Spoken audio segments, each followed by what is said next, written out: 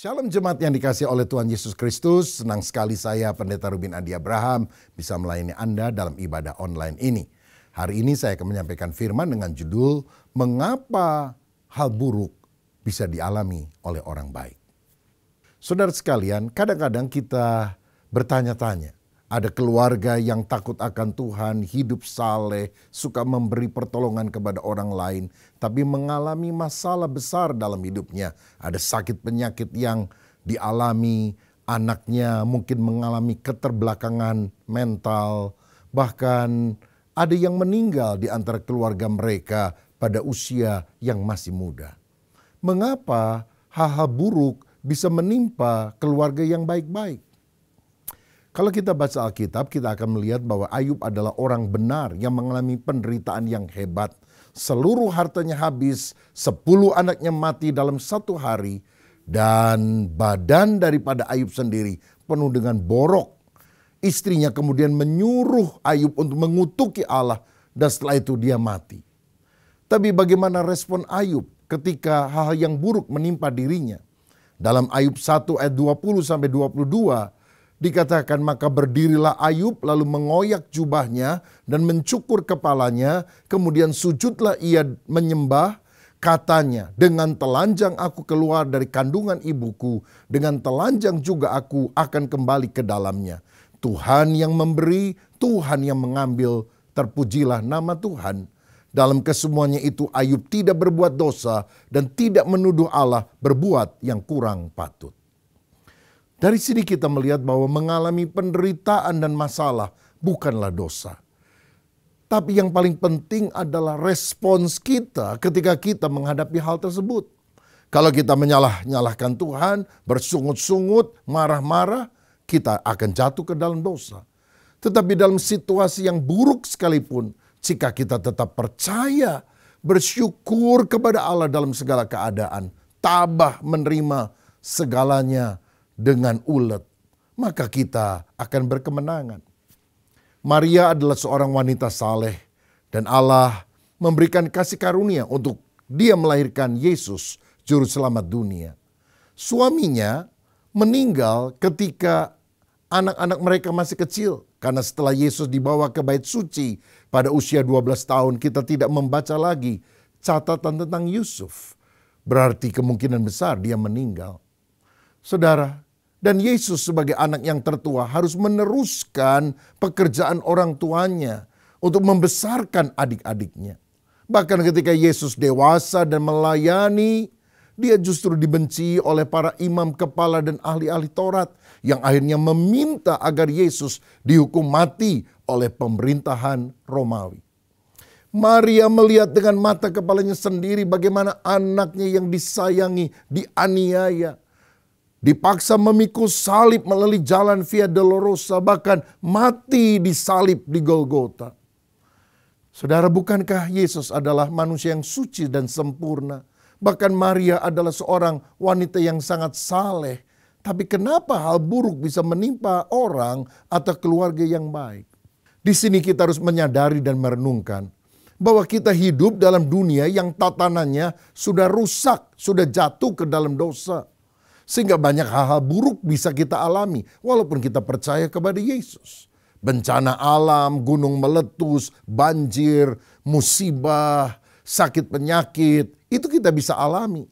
Bahkan orang yang berbuat jahat pun bisa melakukan hal-hal itu kepada orang baik-baik. Lalu mungkin kita berpikir, mengapa Tuhan tidak melindungi orang baik-baik dan menyingkirkan semua kejahatan yang ada? Bukankah dia bisa melakukannya? Oh, tentu saja. Tetapi bila Allah yang Maha Kudus itu melakukannya, menyingkirkan semua kejahatan, maka semua kita juga akan mati. Karena tidak ada yang benar-benar suci. Kita semuanya adalah makhluk yang telah jatuh ke dalam dosa. Saudara sekalian, di tengah situasi buruk yang kadang kita alami, masalah itu akan lebih parah jika kita bertanya, mengapa Tuhan hal ini Engkau izinkan terjadi dalam kehidupanku? Kita seringkali ingin mendapatkan penjelasan yang masuk akal dari Tuhan. Mengapa Tuhan izinkan semua peristiwa itu terjadi? Why me, Lord? Dan seringkali Allah ketika ditanya begitu berdiam diri. Kenapa dia berdiam diri? Karena dia Allah yang berdaulat. Allah akan berbicara kalau dia mau bicara, tapi Allah tidak akan bicara walaupun saudara memaksa dia bicara. Lagi pula apakah kita ini hakim?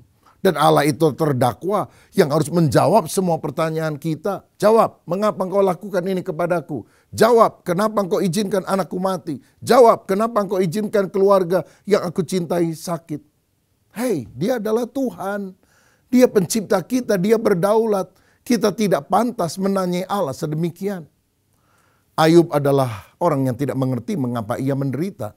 Tapi Ayub bergantung mutlak kepada Allah dan janjinya. Ingatlah saudara, kita hidup dari janjinya Tuhan, bukan dari penjelasannya Tuhan. Tuhan seringkali tidak memberikan penjelasan, tapi dia berjanji, aku akan menyertai kamu senantiasa sampai kesudahan alam. Roma 8 ayat 28 berkata, kita tahu sekarang bahwa Allah turut bekerja dalam segala sesuatu untuk mendatangkan kebaikan bagi setiap orang yang mengasihi dia, yaitu bagi setiap orang yang terpanggil sesuai dengan rencananya. Saudara, mungkin kita tidak mengerti, tapi itu enggak terlalu penting. Yang penting Allah mengerti, Allah tahu apa yang sedang terjadi. Karena pikiran Tuhan berbeda dengan pikiran kita. Jalan Tuhan berbeda dengan jalan kita. Tapi percayalah, pikiran Tuhan lebih baik daripada pikiran kita. Apa yang Tuhan lakukan kepada kita, seringkali kita belum memahaminya. Tetapi Tuhan bilang, kelak kamu akan memahaminya. Saudara, Tuhan tampaknya memang diam ketika Musa dibuang ke sungai Nil. Tuhan tampaknya diam ketika Yusuf dijual menjadi budak. Padahal di dalam kesenyapan dia bekerja. Kalau saudara sedang mengalami pergumulan dan bertanya tanpa jawaban, ingatlah hal ini. Guru selalu berdiam diri ketika ujian sedang berlangsung. Saya ulang sekali lagi. Guru akan berdiam diri ketika ujian sedang berlangsung. Tapi guru telah mempersiapkan para murid sebelumnya, sehingga guru yakin bahwa sang murid bisa mengerjakan hal itu. Nah, daripada bertanya, lebih baik kita menyadari bahwa yang kita punya itu hanya titipan Tuhan. Tuhan adalah pemilik, kita adalah pengelola. Kita akan kecewa bila kita menganggap itu adalah milik kita. Kesadaran bahwa semuanya milik Tuhan, Tuhan yang memberi, Tuhan yang mengambil. Terpujilah nama Tuhan. Itu akan memberikan kelegaan, kemerdekaan di dalam hidup kita. Seorang bapak satu kali datang ke rumah saya dan bertanya, Pak, kenapa Tuhan izinkan anak saya baru umur 10 mati? Tuhan kejam, Tuhan tidak adil. Saya sudah tidak punya semangat hidup. Waktu ayah saya meninggal, saya sangat sedih. Tapi itu masa lalu saya. Anak adalah masa depan saya. Kenapa Tuhan merenggut dia pada waktu dia masih kecil? Saya bilang kepada dia, saya nggak tahu jawabannya kenapa. Tetapi seandainya saya ini punya cincin berlian yang sangat bagus. Lalu ketika saya akan pergi 2 minggu ke Amerika, saya titipkan cincin berlian ini kepada Anda. Karena saya takut kalau disimpan di rumah ada yang mencuri. Dan Anda memakai cincin itu, waduh bagus sekali, senang sekali. Engkau ceritakan tentang cincin ini kepada teman-temanmu. Dan ketika 2 minggu kemudian saya pulang, saya minta cincin itu. Dan saudara bilang, enggak, kenapa kamu minta lagi cincin ini? Saya senang banget dengan cincin ini. Kamu kejam, kamu minta cincin ini lagi. Saya mau tanya, yang jahat Anda atau saya? Dan dia bilang, ya saya tentu karena saya bukan pemilik dari cincin itu, Pak Rubin pemiliknya. Benar, bukan anak itu, bukankah anak itu adalah milik Tuhan yang dititipkan kepada kita untuk sementara waktu. Dia tidak hilang, dia kembali kepada sang pemilik. Saudara, dan itu memberikan kelegaan kepada dia sehingga dia bisa tabah menghadapi tantangan tersebut. Sebetulnya kesulitan atau masalah yang buruk bukannya kesempatan yang bisa membuat kita bertanya, apakah Tuhan mengasihi saya? Kenapa Tuhan izinkan hal ini terjadi? Tapi justru itu adalah kesempatan Tuhan untuk bertanya kepada kita, apakah engkau tetap mengasihiku, setia kepadaku? Apakah kita ini percaya dan hidup dekat Tuhan karena berkat-berkat-Nya? Atau karena cinta kepada pribadinya? Saudara sekalian, saya teringat ada seorang petenis kulit hitam dari Amerika Serikat yang bernama Arthur Ashe. Dia adalah orang yang pernah memenangkan 3 gelar juara Grand Slam, yaitu US Open, Australia Open, and Wimbledon. Tapi satu kali dia harus dioperasi bypass karena penyakit jantung. Dan malang sekali dia kemudian terinfeksi virus HIV melalui transfusi darah yang ia terima. Padahal dia adalah orang baik-baik. Tapi di saat sulit itu dia tetap tegar menyuarakan perlawanan terhadap apartheid di Afrika Selatan. Dan dia tetap berdoa kepada Tuhan. Sampai seorang penggemarnya pernah bertanya kepada Arthur Ashe, "Arthur, pernahkah engkau berdoa dan bertanya kepada Tuhan, 'Why me, Lord?' Kan banyak sekali orang yang di rumah sakit ini. Kenapa kok kamu yang bisa terinfeksi oleh virus HIV tersebut?" Arthur Ashe kemudian menjawab, "Sobat, tahukah engkau di dunia ada lebih dari 50 juta orang yang ingin bermain tenis. Tapi hanya 5 juta yang bisa belajar tenis. Dan dari 5 juta itu hanya 500 ribu yang belajar menjadi petenis profesional. Dan dari 500 ribu itu hanya 50 ribu yang datang ke arena untuk bertanding. Dan dari 50 ribu hanya 5 ribu yang mencapai turnamen Grand Slam. Dan dari 5 ribu itu hanya 50 orang yang berhasil sampai ke Wimbledon. 4 orang masuk semifinal, 2 orang berlaga di final. Dan ketika saya memenangkan pertandingan dan mengangkat trofi kemenangan, saya tidak pernah bertanya kepada Tuhan, 'Why me, Lord?' Mengapa saya, Tuhan?" Jadi ketika sekarang saya berada dalam kesusahan dan kesakitan, tidak seharusnya juga saya bertanya kepada Tuhan, 'Why me, Lord?' Saudara, ketika kita mengalami masalah, hal yang buruk, bukannya bertanya why, mengapa, tapi lebih baik kita bertanya what, apa respon yang harus saya lakukan ketika hal yang buruk menimpa orang-orang yang baik. Berdoa, memiliki hati yang tabah, bersyukur, percaya bahwa Allah tetap menyertai kita. Allah melakukan sesuatu untuk kebaikan kita. Mungkin kita tidak mengerti, tetapi aku tetap percaya.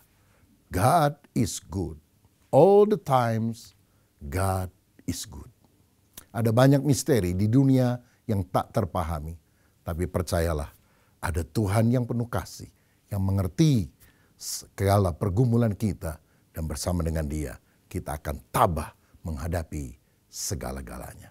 Lebih jauh dalam Yakobus 1 ayat 2 ada firman yang berkata, "Saudara-saudaraku, anggaplah sebagai suatu kebahagiaan apabila kamu jatuh ke dalam berbagai-bagai pencobaan. Sebab kamu tahu bahwa ujian terhadap imanmu itu menghasilkan ketekunan." Jadi waktu kita menghadapi hal yang buruk, ada beberapa hal yang kita harus miliki. Pertama, milikilah sikap yang optimis. Ayat tadi berkata, anggaplah sebagai suatu kebahagiaan. Berarti walaupun situasinya tidak baik, tapi kita tetap harus optimis. Saudara, tidak ada kehidupan tanpa masalah.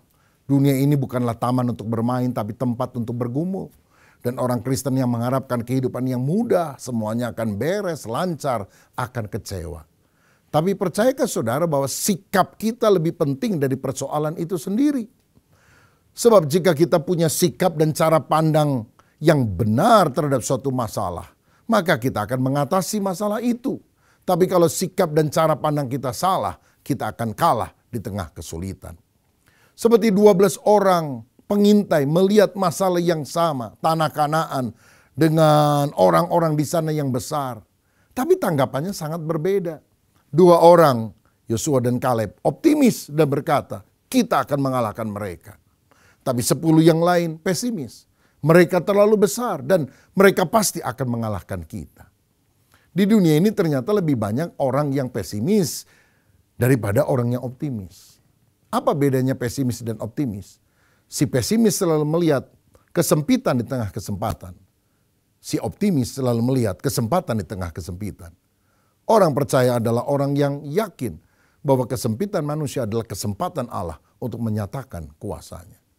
Kan itu percayalah, bahkan di tengah situasi yang buruk, kita harus punya sikap yang optimis. Anggaplah sebagai suatu kebahagiaan kalau engkau jatuh ke dalam berbagai-bagai pencobaan. Hal kedua yang kita harus miliki ketika kita menghadapi situasi yang sulit adalah pikiran yang mengerti. Ayat 3 tadi berkata, sebab kamu tahu bahwa ujian terhadap imanmu menghasilkan ketekunan. Makanya di ayat 5 firman Tuhan mengajar supaya kita minta hikmat dari Tuhan untuk kita bisa mengatasi semua masalah itu. Saudara, kalau Tuhan izinkan kesulitan datang, itu bagikan latihan bagi otot iman kita supaya lebih kuat. Lihat atlet yang mau menjadi juara dunia. Dia harus berlatih mati-matian setiap hari supaya dia menjadi lebih kuat, menjadi lebih cepat, bisa bertanding dan menang. Kalau dia memilih hidup yang nyaman, tidur-tiduran, jalan-jalan, belanja di mall, dia nggak akan jadi juara dunia. Tapi mengapa dia tahan di tengah masa latihan yang berat itu? Karena tujuannya, visinya adalah aku menjadi juara dunia. Begitu juga kita harus bertekun di tengah kesulitan supaya kita menjadi pribadi yang tangguh, yang makin hari makin mirip seperti Yesus, yang tabah bahkan ketika harus memikul salib untuk keselamatan kita. Kita harus tahu bahwa iman yang sejati itu harus diuji. Abraham mengasihi Allah dan karena itu imannya diuji untuk mempersembahkan anaknya yang kekasih, Ishak. Saudara, mengapa Allah menguji Abraham? Untuk meneliti hati Abraham, apakah dia lebih mengasihi Allah daripada mengasihi yang lain, mengasihi pemberiannya. Hal ini juga dialami oleh Ayub. Ayub diuji oleh Tuhan dengan macam-macam kesulitan. Dan dalam Ayub 23 ayat 10 dia berkata, karena ia tahu jalan hidupku, seandainya ia menguji aku akan timbul seperti emas. Allah mengizinkan kesulitan menempa hidup kita agar lebih bernilai. Emas itu dimurnikan hanya oleh api. Apilah yang bisa membedakan ini kuningan ataukah emas. Jadi tujuannya adalah baik. Kalau di sini ada sekeping baja yang katakan saja harganya Rp100.000, kalau itu diolah menjadi tapal kuda, kita bisa jual Rp300.000. Tapi kalau kita olah sekeping baja tadi menjadi pisau lipat yang eksklusif, kita bisa jual lebih mahal, Rp500.000. Tetapi kalau baja itu diproses lebih lama, lebih sakit, lebih sulit, lebih rumit, dan dia menjadi arloji yang mereknya Rolex, harganya bisa ratusan juta rupiah. Itu sebabnya mari kita tabah di dalam segala tantangan yang kita alami. Seperti halnya seekor kerang, binatang yang refleksnya kurang cepat, ketika ada kotoran masuk, aduh sakit, dia baru nutup tempat tinggalnya itu. Tetapi ketika dia buka lagi, masuk lagi kotoran lagi, aduh sakit. Dan setiap kali dia merasa sakit, dia mengeluarkan cairan untuk menetralisir rasa sakit itu. Cairan itu lama-lama mengeras, menggumpal, mengkristal. Dan itulah yang kemudian diambil orang sebutir mutiara. Jadi apakah mutiara? Hasil tangisan seekor kerang. No cross, no crown. Tidak ada salib, tidak ada mahkota. No pain, no gain. Itu sebabnya ketika kesulitan datang, percayalah bahwa kita akan melihat kemuliaan Tuhan dinyatakan. Dan yang ketiga, selain sikap yang optimis, pikiran yang mengerti, kita juga harus punya hati yang percaya. Ayat 6 dikatakan, hendaklah ia memintanya dalam iman dan sama sekali jangan bimbang. Dalam pencobaan, dalam masalah, kita harus menjaga hati agar tidak pernah meragukan kasih pemeliharaan Allah. Sebab kalau kita bimbang, kita akan jatuh di dalam masalah. Seperti Petrus berjalan di atas air ketika matanya tertuju kepada Yesus. Tetapi ketika dia gelisah melihat kanan kiri, dia tenggelam. Saudara, walaupun hal-hal yang baik tidak engkau alami hari-hari ini, malah engkau melihat hal-hal yang buruk yang kau alami, pada engkau hidup takut akan Tuhan, hidup saleh. Yakinlah Tuhan besertamu, dia tidak akan meninggalkan engkau. Dalam Mazmur 23 ayat 4, Daud berkata, sekalipun aku berjalan dalam lembah kekelaman, berjalan di dalam lembah bayang maut, aku tidak takut bahaya, sebab engkau besertaku. Domba-dombanya Kristus tidak selalu dibawa pada jalan yang enak.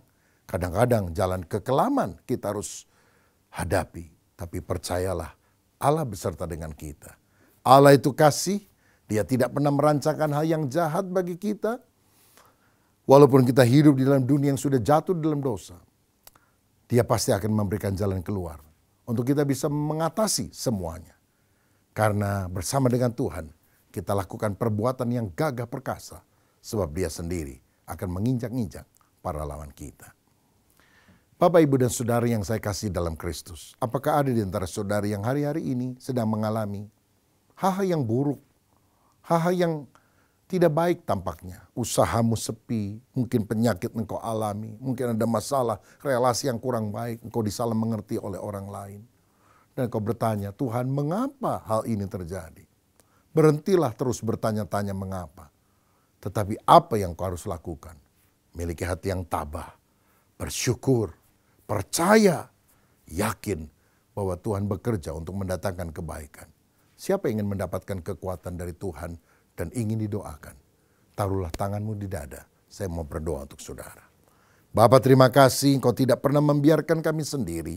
Dan di tengah kesulitan Engkau akan memberikan jalan keluar bagi kami. Sehingga kami bisa mengatasi semuanya.